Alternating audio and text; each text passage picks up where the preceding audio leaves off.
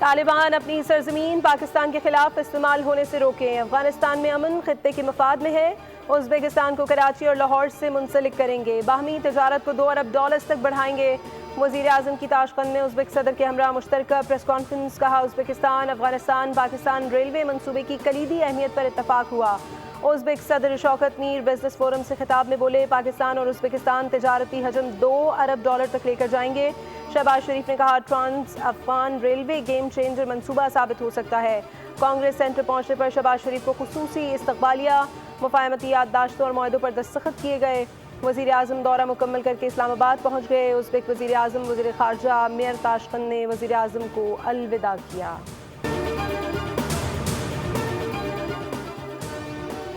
صدر مملکت آصف علی زرداری نے پی پی ارکان پنجاب اسمبلی کو بلدیاتی الیکشن کی تیاری کی ہدایت کر دی۔ اراکین سے گفتگو میں کہا کہ ہمیں بلدیاتی الیکشن میں بھرپور کامیابی حاصل کرنا ہوگی۔ پنجاب میں بلدیاتی الیکشن میں مزید تاخیر نہیں ہونی چاہیے۔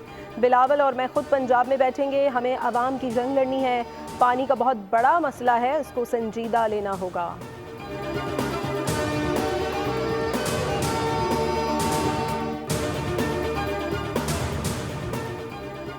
ابو ظبی کے ولی عہد آج پاکستان پہنچیں گے۔ ذرائع کے مطابق شیخ خالد بن محمد بن زید ال نہیان ایک روزہ دورہ کریں گے۔ خصوصی طیارہ نور خان ایئر بیس پر لینڈ کرے گا۔ صدر اور وزیر اعظم سے ملاقاتیں کریں گے۔ پاکستان میں دوطرفہ معاہدوں اور مفاہمت کی یادداشتوں پر دستخط متوقع ہیں۔ ابو ظبی کے ولی عہد کو نشان پاکستان عطا کیا جائے گا۔